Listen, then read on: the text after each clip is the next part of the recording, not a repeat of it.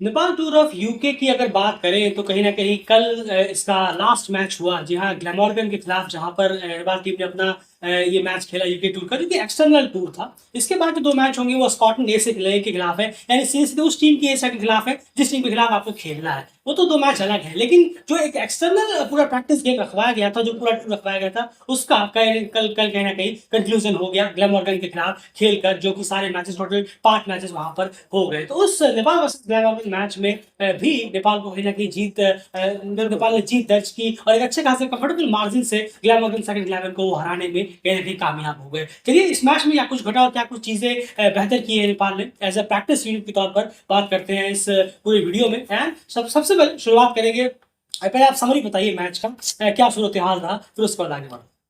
ज़रूर देखिए, हम बात करें, नेपाल ने पहले बल्लेबाज़ी करी और या ग्लैमोर्गन ने टॉस जीता जी था, हाँ, पहले बॉलिंग ली थी। बिल्कुल। और नेपाल ने फिर बल्लेबाज़ी के लिए नेपाल को उतरना पड़ा और 294 रन बनाए नेपाल ने 7 विकेट के नुकसान पर 50 ओवर खेलने के बाद।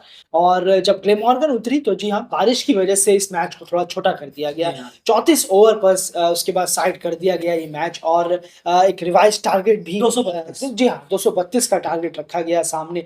लेकिन ग्लेमॉर्गन सेकंड 11 जो रही वो 50 रनों से दूर रह गई, यानी कि 182 रन पर पूरी ग्लेमॉर्गन सेकंड 11 टीम ऑल आउट हो गई और 30 पॉइंट आपके 2 4 ओवरों में 30.4 ओवरों में ग्लेमॉर्गन सेकंड 11 ऑल आउट हुई और 50 रनों से उन्हें हार का सामना करना पड़ा और नेपाल को जीत। बिल्कुल, तो बहुत बेहतर रहा नेपाल के लिए कि उन्होंने पूरे 50 ओवर बल्लेबाज़ी की, ये बहुत जी बेहतर हाँ, रहा। इसमें अगर आप पहली चीज़ देखें तो बिल्कुल। वो बहुत बेहतर रहा कि पहले बल्लेबाज़ी करते हुए उन्होंने ग्लैमोर्गन के खिलाफ पूरे 50 ओवर अपने खेले, ये बहुत इम्पोर्टेंट। और ज़्यादातर ये 50 ओवर बल्लेबाज़ों ने खेले, ये भी बहुत इम्पोर्टेंट होता है, ये भी बहुत बेहतर रहा। चलिए आगे बढ़ते हैं, ज़रा बल्लेबाज़ी की तरफ चलते हैं। बल्लेबाज़ों में किसने कितने स्कोर किए, पहले वो जान लेते हैं। तो स्कोरिंग जो कार्ड्स हैं, वो आपके सामने यहाँ मौजूद हैं। कुशल आसिफ की ओपनिंग पेयर फिर से यहाँ पर आए, लेकिन उतनी एक लंबी पार्टनरशिप देखने को हमें नहीं मिली। कुशल गुरतेल 20 रन बनाकर आउट हो गए 33 गेंदों में, और आसिफ की अगर बात करें 30 रन उन्होंने बनाए 40 गेंदों में। तो ये कहीं ना कहीं दोनों ओपनर्स के रन रहे, 20 में 33, 30 में 40। उसके बाद अगर हम बात करें यहाँ पर वन डाउन के प्लेयर की, भीम शार्की की, तो उन्होंने शानदार 92 रन किए 80 गेंदों में। ये इनकी दूसरी 50 प्लस की इनिंग है। इससे पहले उन्होंने एक सेंचुरी लगाई थी और आज उन्होंने 92 कहीं ना कहीं इस मैच में लगाए हैं। उनकी इनिंग की अभी एक पार्टनरशिप चार्ट के थ्रू, माफ कीजिएगा, उनके उनके स्कोरिंग एरियाज रहे हैं, जी हाँ। उसमें बहुत इंपॉर्टेंट चीज आपको बताने के लिए बने रहेगा वीडियो में। उसके बाद एंड मिडिल ऑर्डर की कहानी किस तरह से रही है समझाने की कोशिश करेंगे आप। ज़रूर देखिए, अगर हम बात करें, रोहित पौडेल ने काफ़ी एक एक अच्छी इनिंग रही, पार्टनरशिप जो बिल्डअप की उन्होंने भीम के साथ 61 रन किए 86 गेंदों में। और वहीं पर दीपेंद्र सिंह एरी ने अपना एक अलग ही रूप दिखाया, पूरा 33 बॉलों में 49 रन बहुत तेजी के साथ रन किए, उन्होंने नॉट आउट गए। आरिफ शेख जल्दी आउट हुए और गुलशन झा ने आउट होने से पहले पहले कुछ टीम के रनों को भी और अपना जो एक खेलने का तरीका है उसको भी दिखाया, तेजी के साथ उन्होंने रन्स किए, छक्का, एक चौका। और लेकिन जो एक पार्टनरशिप रही भीम और रोहित के बीच में बहुत इंपॉर्टेंट रही एक बड़ा स्कोर रखने में। उसके बाद आप दीपेंद्र को देखिए, गुलशन का फिनिश बिल्कुल बहुत अच्छा फिनिश किया इन दोनों ही बल्लेबाजों ने और स्कोर को काफी हाई नोट पर खत्म किया। बिल्कुल सही कहा आपने। 294 यानी क्लियरली है, एक अच्छा बेस सेट किया, एक अच्छे स्ट्रॉन्ग बेस की तरफ सेट किया वो है भीम और रोहित ने। उसके बाद उस पर कैपिटलाइज किया दीपेंद्र और गुलशन ने। एंड भीम की बात कर रहा था यहाँ पर, माफ कीजिएगा, उससे पहले नेपाल की तरह रनिंग चार्ट को देख लेते हैं कि नेपाल ने जो पूरे रन किए हैं 282 रन। जी हाँ, उसके अलावा जो बाकी 12 रन है वो एक्स्ट्रास के हैं। तो जिन्होंने रन किए 282 रन, एंड वो किन एरियाज को टारगेट किए हैं जानने की कोशिश करेंगे, कौन से अच्छे एरियाज रहे हैं इस पूरे 282 रन के वैगन व्हील में जो हम देख रहे हैं स्क्रीन।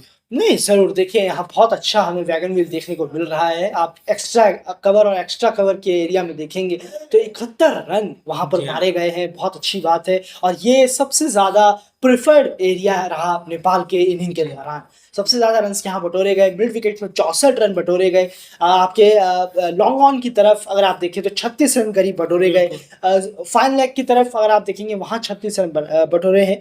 और बैकवर्ड पॉइंट पे बिल्कुल 3 रन आए हैं, सिर्फ 29 रन आपके थर्ड मैन पर आए हैं। और डीप स्क्वायर लेग की तरफ 19 रन और लॉन्ग ऑफ की तरफ 10 रन। तो बहुत अच्छे एरिया रहे, खासकर cover, extra cover, mid wicket और अगर आप लॉन्ग ऑन की बात करें। बिल्कुल सही कहा आपने, यानी नजरों के सामने जो है वो काफी ज्यादा रन किए गए हैं। अगर आप देखेंगे तो लगभग 170 रन इस 282 में से अपनी आंखों के सामने किए गए, यानी मिड विकेट की तरफ, उसके बाद अगर आप देखें कवर्स की तरफ और लॉन्ग ऑफ की तरफ, अगर लॉन्ग ऑन की तरफ, माफ कीजिएगा, अगर आप देखें तो। और उसी के साथ इस स्क्रीन में अगर आप आगे बढ़े तो 101 सिंगल्स यहाँ पर नेपाल ने लिए हैं इस मैच में। डबल्स जो है वो 19 लिए, ट्रिपल्स वो 3 लिए, चौके 26 लगाए और सिक्सेस 5 लगाए हैं। इन सब का कुल बैठता है 282 रन और 12 एक्स्ट्रा, जो कि हो जाता है स्कोर 294। अब मैं भीम की बात कर रहा था, एंड पिछले जब उन्होंने सेंचुरी लगाई थी तब हमने उनका बैगन बिल आपके सामने रखा था कि उन्होंने कहाँ स्कोर किए, इसमें से 70-80% रन जो है वो पीछे की तरफ उन्होंने किए थे। लेकिन यहाँ पर हमें थोड़ा बेहतर होते हुए दिखा है इस इनिंग में, खास करके 90 रन जो किए हैं इसमें उन्होंने पिछले इनिंग के मुकाबले इस बार थोड़ा सा स्ट्रेट अपनी आंखों के आसपास सामने खेलने की कोशिश की है।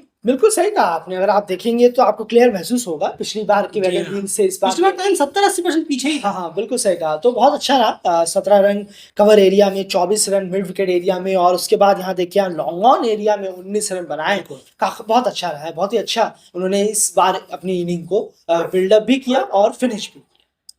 खैर चलिए, ये बात हो गई भीम शार्की के बैटिंग की। अगर हम बात करें उसके बाद तो ये सूरत हाल रहा बैटिंग का। और वहीं पर अगर आप पार्टनरशिप चार्ट की तरफ एक बार नजर दौड़ाएंगे, वो भी आपको आज बता देते हैं। चलिए, पार्टनरशिप चार्ट जो है वो कुछ इस तरीके का है, जहां पर आपको 3 मेजर पार्टनरशिप दिखेंगी। देखिए, हम उसी की बात कर रहे थे। ये पार्टनरशिप चार्ट से पहले हमने आपको बैटिंग कार्ड में कह दिया था कि जो सबसे इंपॉर्टेंट फैक्टर रहा, कुशल और आसिफ शुरुआत एक ठीक ठाक दिलाई 43 रन की, लेकिन उसके बाद आसिफ और भीम के बीच में खास पार्टनरशिप हुई नहीं। फिर भीम और रोहित ने एक बहुत बड़ा बेस रखा एक बड़े स्कोर की तरफ, और फिर दीपेंद्र और गुलशन ने आकर उसमें एक अच्छा टच फिनिशिंग का दिया। ये बात हो गई बल्लेबाजी की। अगर हम यहाँ पर नेपाल की बात करें, वही है सीधे आप गेंदबाजी की तरफ चलते हैं। ग्लैमॉर्गन की बल्लेबाजी की बात करने का कोई मतलब नहीं है।